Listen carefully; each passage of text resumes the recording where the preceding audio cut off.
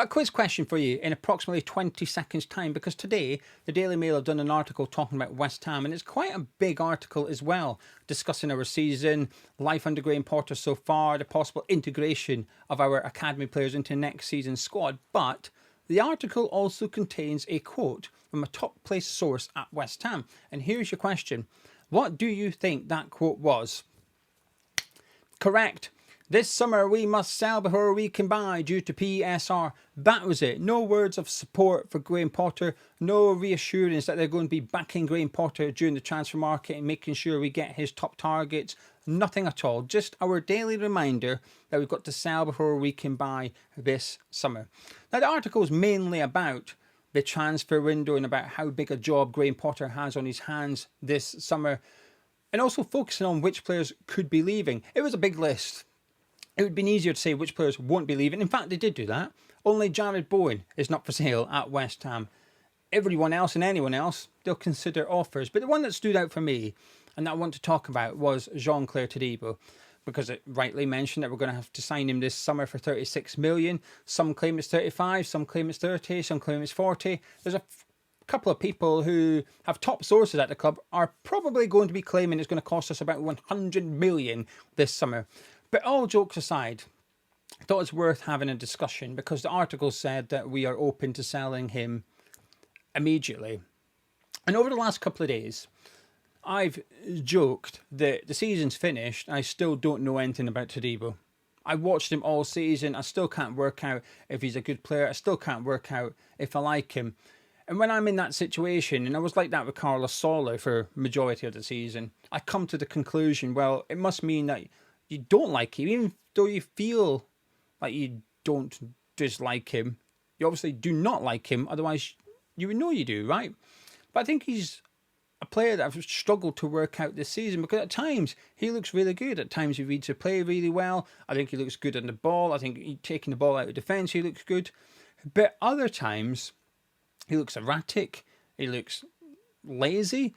And there's been some bad performances from him this season. And that goal against Ipswich that we conceded was just shocking and, quite frankly, unforgivable. And I think if it was a less popular player, I think he would have received more criticism. And I think also because A, we won the game, and B, it was to some extent a meaningless game at the end of the season. I think it was easier for a lot of people to forgive and not mention. If anything, I can't believe the lack of criticism he's received generally about that.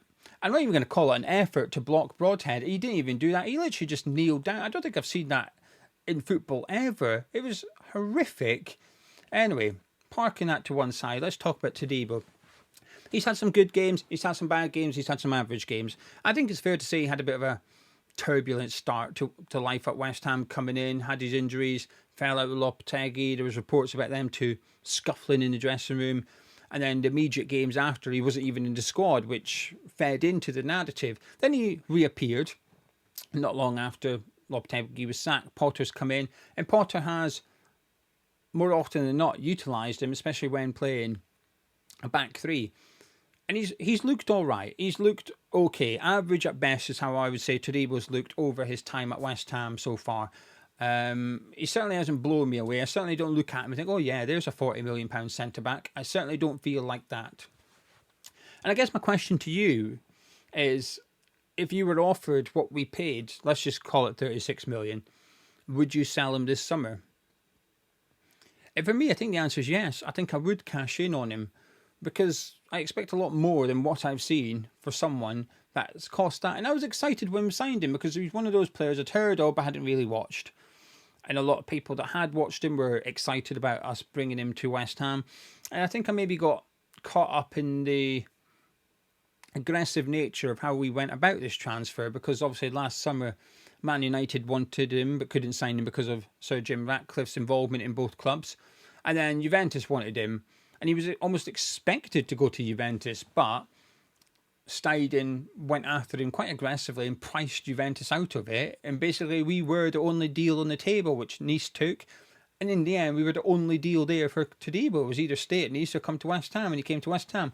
And I think I might have got caught up in the aggressive nature of how we went about that negotiations. And I thought, oh, brilliant. I like this. I like us turning up, going in for our target and getting our target. And I still do. I still do like that, by the way. But I think maybe I got a bit too excited with that. But in regards to the player, I was sort of waiting to see. The season's finished, and I think I'm still waiting to see. Now, there is a concern, obviously, over his fitness. Graham Potter will know the truth. Graham Potter will know either A, what the situation is and why it's been a thing, and if it can be something that's overcome or it's going to be a long-term issue at West Ham. He will know that. Or B, Potter will know that they don't know, which obviously isn't good either. Now, he has got better towards the end of the season because he, against Brighton, against Southampton, he played the entire game. Against Everton and Ipswich, he was subbed off in stoppage time. Ipswich so that Creswell could come onto the pitch, and Everton because we conceded a goal and we took him off and put Rodriguez on to go slightly more attacking for the last handful of minutes. And there was another game as well, I think he played the entire match. So in his last 9 games of the season, he could have finished 5 of them. But there's still 4 games there which he had to be substituted. The hour mark, the 80th minute mark or something. And that's not good. If Graham Potter feels like he's got to sub him every single game before we've even kicked off, that's bad. I think you get away with it more as a striker. I think you've got a striker that you know can be good for an hour and you've got to sub him. I think that's a bit different because usually you're going to be subbing the striker anyway. Most teams sub their striker during games. Don't know why, just easier to, I guess. Fresh legs up front. But your centre-backs, I think that's a position managers ideally would not change during the game. Obviously, they have to for a substitute due to tactical reasons, or they're changing the type of centre-back, so they might want someone that can play the ball a bit better, someone that's a bit better in the air. But in terms of doing like-for-like subs, I'd imagine that centre-back position is one you don't really want to change unless you really have to. And Potter can't enjoy the fact that he's got a centre-back that, come the hour mark, is blowing out his arse. And the reality is, he is. You can see him tiring. You can see him looking knackered. And some of these games that he did finish and he played till the full-time whistle, he looked done. He looked goosed by that full-time whistle going. That's not a good situation. So I guess for the club, they will know if they can fix that or if that's going to continue next season. And if it's the latter, I think it's even more important we look at cashing in. We accept we made a mistake and we move on. The problem is selling him, because last summer we were the only club that was willing to pay what we paid. Like I said, Man United maybe, but it couldn't because of Ratcliffe and Nice and Man United. So maybe they'll come in this summer for him. Juventus wouldn't pay that. Every club in European football knew Todibo was available for sale for 35, 40 million, or 100 million if you listen to people close to the board. That's just a joke. No one's claiming that, but the price does change now and again. But no one came for him. So between then and now, he's had a poor season, and he's looked unfit. He has been unfit. Is there going to be any clubs queuing up to sign Todibo this summer? I'm not so sure. I think we will have him here at West Ham next season, but whether it's because we want him here or because we can't offload him for a reasonable fee, it's 2 completely different things. Ultimately, the same conclusion. And I think if someone came in and offered 35 million for him, I think I'd say take it and move on. But let me know what you think in the comments below. Now, one of the more unrealistic rumours in the last 24 hours was Mohammed Kudus to Newcastle United. Now, Newcastle are in the market for a right winger, but I don't think they're in the market for a right winger per se. I think they're in the market for Bryan Mbeumo. That's my take on it anyway. Now, I'm gonna plug my own channel here. I've got my own YouTube channel, which talks about football away from West Ham, called Tartan Geo. The link's in the description and the pinned comments. And the video I'm referring to in the next 10 seconds will be on your screen at the end of this video if you want to click on it. Because I did a video about Newcastle signing Bryan Mbeumo and why it would be a good signing for them. And I think Kudus would be a good signing for them as well. I think there's a vacancy in that starting 11. I think he is an upgrade on Murphy. Now, before people start pointing out Murphy's assists, he's had a fantastic season, no doubt about it. But I ain't having it in terms of ability or anything like that. Kudus is streets ahead of Murphy. But I just don't believe this transfer rumour at all, because I think Newcastle are quite wise in the transfer window. And them dropping 80 million on Kudus doesn't feel clever when they could get Mbeumo for cheaper. I think they're getting a better player that's suited to the Premier League for less money. It makes sense, right? And I've got a bit of a concern over selling. I've got a concern over the possibility of selling Todibo. Yesterday I discussed Agard. I feel quite confident we could sell Agard. And also one of the sources when it comes to Agard to Leverkusen is really reliable. The journalist reporting that is really reliable when it comes to Bundesliga news.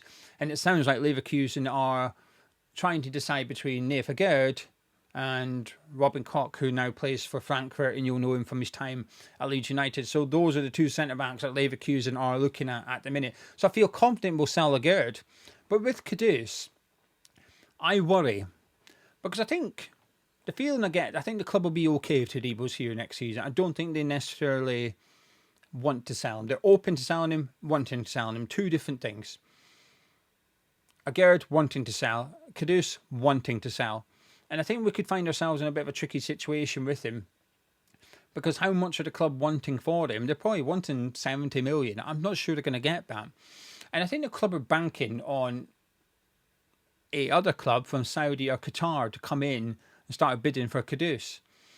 And they might do that. They've been strongly linked to him. They've shown that they're willing to spend 90 million on Mitoma. So there is a desire there to get a winger in, and they've got big money to spend. But we've heard Kudus isn't keen. And I think West Ham are almost hoping that Kudus will accept the money and go off to Saudi or Qatar. And if he doesn't go, if he says, I don't want to go there, I have no desire to go and earn loads of money, I'd rather stay in European football and earn titles. West Ham have suddenly got a problem there, because the clubs most likely to reach our asking price for Kudus are now ruled out of the equation because Kudus is unwilling to go there. And I do fear that all this stuff, and I joke about the quote, and I still don't necessarily believe it, about how we got to sell before we buy, and I've given my reasons 101 times, and again yesterday on my PSR video, but I do fear that we are relying on selling Kudus, and we're going to struggle to sell Kudus. And what happens then? Is there a plan for that? It's a bit like Alan Shearer turning up on Match of the Day with a head of hair, isn't it? Is there a plan in place for that? And I think that's where I am. What is the plan if we don't sell? It's all very well the club sat there going, oh, we need to sell before we buy. But what happens if you don't sell? What happens if no one comes in for Kudus? What happens if the bid for Kudus is 50 million? Then what are you going to do? Are you going to suck it up and sell him for a lot less than you wanted? Or are you going to dig your heels in and say, no, we're not doing it. We'd rather keep Mohammed Kudus. Because there's got to be a price. There's got to be a sum of money that we're happy with. But likewise, anything below that, there has to be a set of circumstances where actually those at the club go, do you know what? We're better off keeping Kudus. For that amount of money on the table, we're better off just having him here next season. And I worry that we're going to enter that territory over the next few weeks. We'll wait and see. But the link from Kudus to Newcastle, I've seen it. I don't believe it in the slightest. I hope it's not true, because I think if he was to go there, I think he'd excel. I think he'd look like a top player. I think as West Ham fans will sit here going, well, where was that Kudus? Why didn't we get that out of him? Because the reality is, we've not seen the best of him at West Ham, and I don't think we will. I don't think we've seen the best of Agard at West Ham, and I don't think we will because of the league.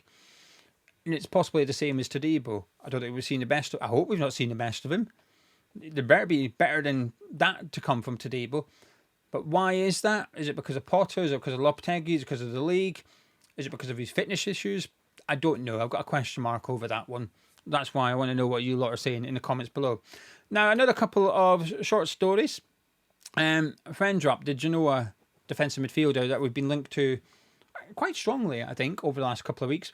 He has been asked about the interest from West Ham, and he didn't play it down completely. He played it down. He gave a political answer that said, come get me. And I'm going to sort of tell you roughly what he said rather than directly quoting him. And he said something along the lines of, I've seen the links, and it's a huge compliment being linked to such big clubs. I've always been a fan of the Premier League. Steven Gerrard is the player I admired growing up. Everyone in Denmark is either Liverpool or Man United. I love being linked to Premier League clubs. But I'm happy at Genoa. I think it was political. but it feels like a come get me kind of stance from Fendrup. So that's maybe one to watch. And then lastly, Graham Potter has spoken about George Earthy and Freddie Potts in particular. And he has said that he's looking forward to having them back at West Ham and giving them an opportunity, which is good. I think we all felt that they'd get an opportunity during pre-season, and I hope that's very much the case. But likewise, I think we've got to be open with what to do with them next season. We'd all love to see Potts and Earthy be good enough to be here next season at West Ham, but there is a possibility that one of them, both of them, neither of them might need another loan move. And I think that's where I am with all the academy players.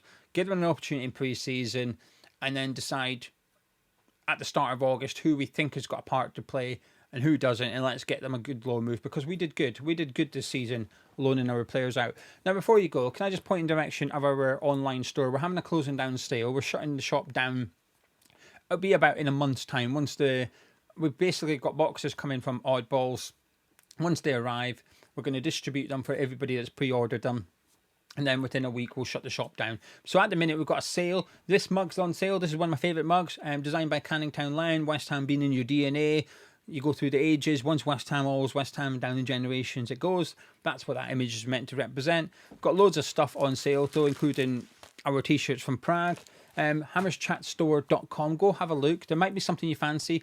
Father's Day coming up. Maybe there's something for your old man. Maybe there's something that you would like from your kids. So send a link. Go on, find it. Send a link to your kids or your wife and say, hey, I wouldn't mind this. I wouldn't be offended if you got me this for Father's Day. So go have a look.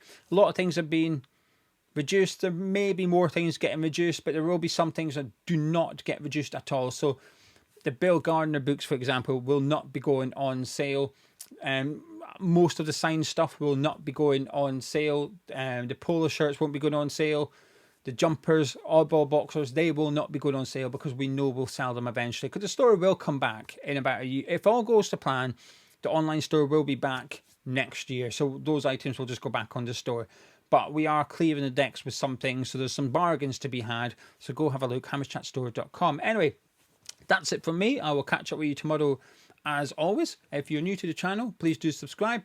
And also drop a like on the video as well by clicking thumbs up. And I will catch you in a bit.